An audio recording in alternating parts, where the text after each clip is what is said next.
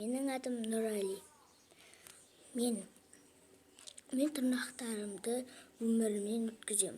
Сонда бұл қалай деп ойлайсыздар.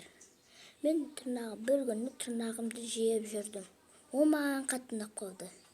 Иә, ұнағанда қандай? Мен әлі тырнағымды тістеп жүрдім. Күнде. Оны анам біліп, менен таяқ жейтінімді түсінді. Мен одан таяқ жеймін.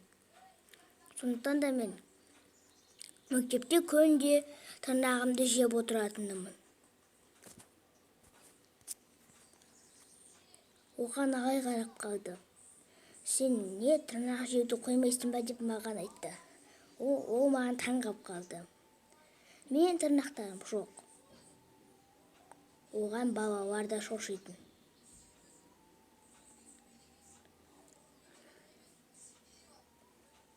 Менің миым тырнақ жеуді жақсы деп ойлайды. Бірақ мен тырнақ жеуімді сонда да қоймадым. Бір күні тырнақ жеп отырып, қолым қанап қалды. Қараған помидордың несі сияқты. Оны мен дәрігерге айттым. Дәрігер маған киоске қолбақ киюімді сұрады. Және де қолыма зеленка жағуды сұрады. Мен бір күні балалармен сөйлесіп жаттым.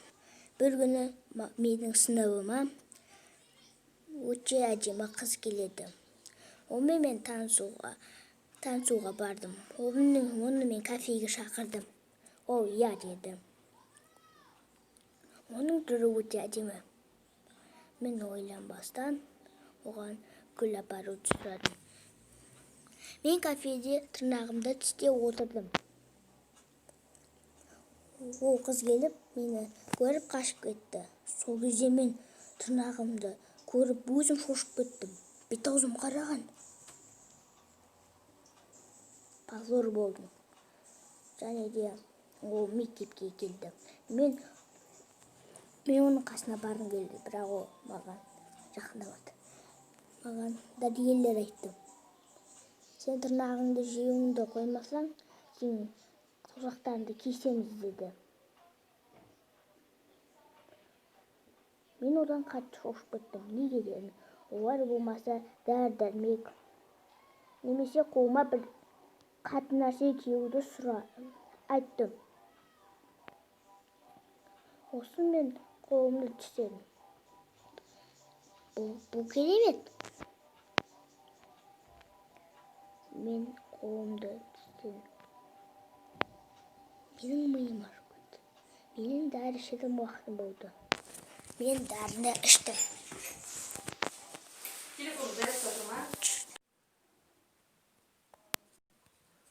Және де мен өзіме шошып кеттім. Менің қолым өте темір. Мен тістей бергім келді.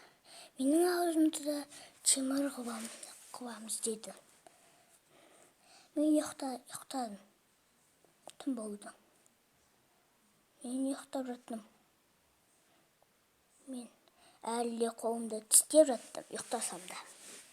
Маған мен түсімде дәрігерлерге қолымды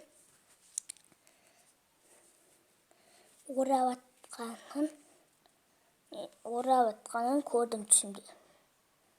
Мен ұйықтай бердім.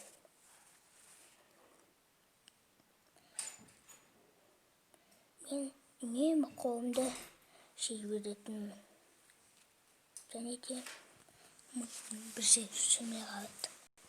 Маған доктор бар, операция жасаймыз деді. Маған доктор бар, сен тырнағыңды жеуді қоймасаң, операция жасаймыз деді. Мен қоюды тырыстым, бірақ анализ тапсырып жүрдім. Бір күні қолыма тақып келе жатырмын. Қолымды қысып жұмдым. Сосын анам келіп қалды. Мен бірден бөлмеме бардым. Және де түн болды. Мен ұйықтап жаттым. Қарасам, қолым, аузым менің аузымды шиленка жағып қойдым.